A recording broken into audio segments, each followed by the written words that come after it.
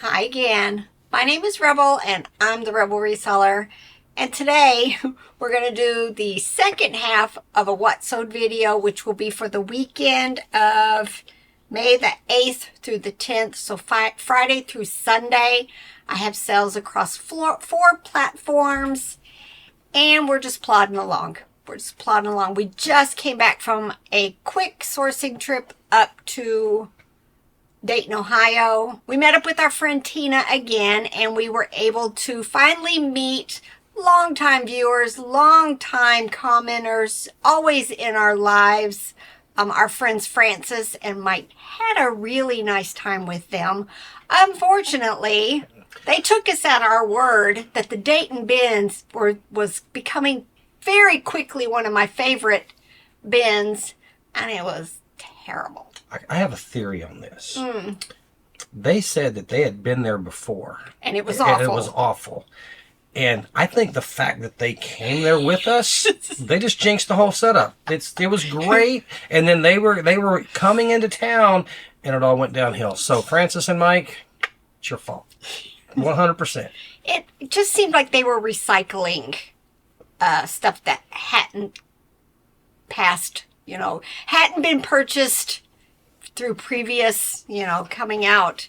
And it just kept going and going and going. And it was just the same stuff. And it didn't seem like it was recycling. It was. Yeah. I mean, because I would see stuff come out that I know that I had looked over. I mean, we're talking, it's not like, oh, there's the same stuffed animal. No, this was a large red car. Very large red car. They probably, most certainly, don't have two of those back there. Yeah. Especially with the other, I can't remember what the other red thing that was in there was, like a ride-on toy.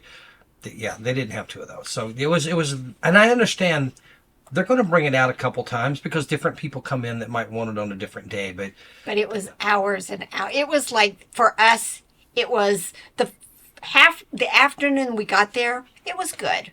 The next morning was okay, but I was starting to see a whole lot of junk. And then by the evening, it was awful. We tried to go back Thursday morning and we stayed like 2 hours and it was not good. We found some good stuff. We did find some good stuff. But it wasn't the volume that we were hoping. But was it worth the trip? It was definitely worth the trip because, we still got enough stuff those 2.5 days that we wouldn't have gotten probably in 2 months of yard selling.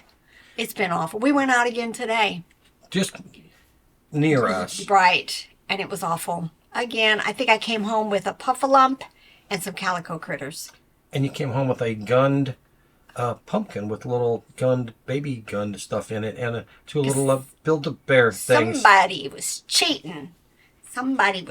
He went off to the gym and found a yard sale on his way home. We have Life 360, so I know where he is at any given time, and I'm like, are you cheating on me? Not a lot of sales to share with you, but still some good ones, so let me go ahead and get to it. It's not my fault that I did that. We went to UPS to drop off the packages, but there was a power outage, so they were temporarily closed. So True. I went back to UPS after the gym and dropped them off, and that's when I saw the sign. And then I went to it, and then I saw a second sign after that one, which ended up being nothing there. Here's your sign. For Mercari, 2 sales, and this was a good one. Wizarding World, Harry Potter and Hermione plush doll lot. The Wizarding World stuff just doesn't do well for me, all in all. Probably, I'll probably pick these up again, but I've kind of stayed away from some of the others. But these 2 dolls sold for $25.46. And then this Taggies Giraffe Lovey sold for $14.95. I had just cross-listed that. So that was a nice, pickup. And then on Etsy, I had 3 sales. First one is this Hallmark Magic Motions ornament lot. I'm not remembering where I got these from. Maybe an estate sale, maybe a yard sale. But these sold on Etsy in an offer for $30. And then this was another thing I had just listed. Knickerbocker Holly Hobby's Friend Amy doll sold for $13.45. And then this was probably my best sell, I think, of the whole weekend. It was a Walmart hippo plush with the color blocking, ABC. It took a while. It took a long time for this to sell. And it sold on Etsy for $53.95. But anytime you see these primary colors and, you know, they're next to each other, that's called color block. And, you know, I was determined to, you know, keep a high price because I don't think there were any others like it listed, especially when I listed it. And then one sell on Poshmark, and it was this Kelly toy beige dog plush rattle, sold for $20. And then just a few on eBay. First thing was this Kids of America brown and tan rabbit plush lot. I had just recently showed you guys the smaller rabbit in a haul video. Pulled the listing, added it to the larger rabbit, and they sold for $9.25. Baby Alive pocket Barbie nursery twosies mini doll lot. Picked up just a bunch of them. I started going through some of the bags of my smalls. I just ended up throwing all of these together. They were just little mini dolls, and they sold in about 3 months for $25. This was another very quick sell. Sold, I want to say, within a couple of days of listing it. This is Grumpy Bear from Care Bears. It's vintage, but not the vintage. This is from 2002, and he sold for $33.07. This vintage portable backgammon set travel case sold for $19. Somebody had sent me a question on this, wanting, I like the measurements or something, and then right after that, they purchased it. Hanna-Barbera Flintstones plush lot. I'm thinking this was from the bins in St. Louis. They are vintage from 1994. Days in, believe it or not, advertising. They had the soft bodies, vinyl heads, sold for $22.45. Now, I picked this up years ago. I went to a yard sale, ended up with 4 or 5 baby quilts. All of them seemed to be handmade or machine made by that person. But it was just a cute little gingham ducks in a pond quilt, and it finally sold $22.45. The funny thing is I've sold 3 or 4 baby blankets here in just the last few months. So it's like comes in spurts like that. All right, this person bought both of these Parents' Choice pink rabbit plush. Ended up, like I said, buying both, $17.92. All right, this was another very quick sell. This is a Russ Gemini Bear plush Zodiac. Did have some writing on it, but again, sold very quickly, $8.96. Nanco, not a brand I pick up very often. I think at the time when I picked it up, I thought it was Kelly Tour or something. But, you know, I like the sheep. I like the farm animals. I think probably at some point I intended to put it with something else as soon as I found something else, and it sold. And not for a bad price, $22.45. These next two, you know, it's just sometimes when you find this vintage stuff, you think, man, that looks so, just poor quality, chintzy kind of stuff, you know, cheap looking stuff, but you just never know. I'm going to go ahead and list these. This was just these little plastic Indian teepee, wigwam, little horses, and they ended up selling $8.06. And then these were definitely vintage, but I didn't have any names on it. They were little. You could tell they all went together.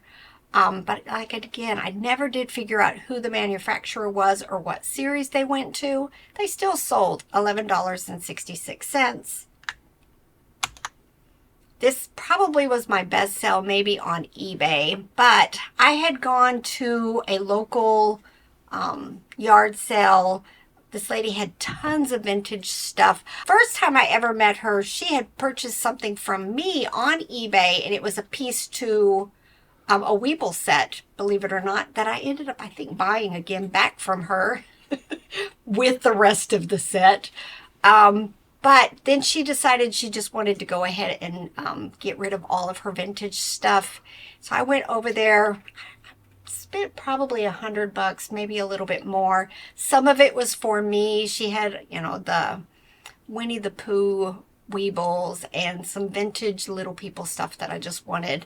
But I ended up putting these pieces and parts to a Mickey Mouse Weebles set, and they sold for $40.45. And then for Robert, first thing he sold on Poshmark, we've got some toys on there. And it was kind of like before I decided to go ahead and just put all of my stuff back on Poshmark, I was kind of done with Poshmark. I'm glad I'm not done with them anymore. Sometimes I'm a little more stubborn than she. Okay, I'm almost always more stubborn than she is. And I said, we should put some stuff on there. And she said, well, then you create the account and put it, get it put on there. At least that's what it sounded like in my head. And then we decided he was going to do mostly only clothes. But we've left, you know, the whole policy with Poshmark about canceling or taking down listings and getting yourself banned. We've just left the few toys initially put on there, but mostly now it's going to be clothes. But he did sell these Bakugan cards and figure sets for $30 offer, and then 2 items in his other store. It was these Lee Classic Fit women's jeans, sold for $13.21.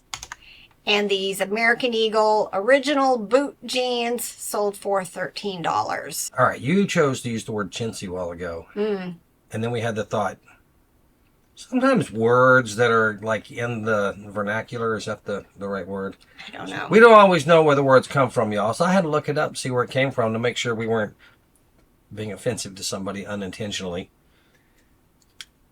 But chintzy is an adjective used to describe something of cheap, inferior quality, or someone who is stingy and miserly.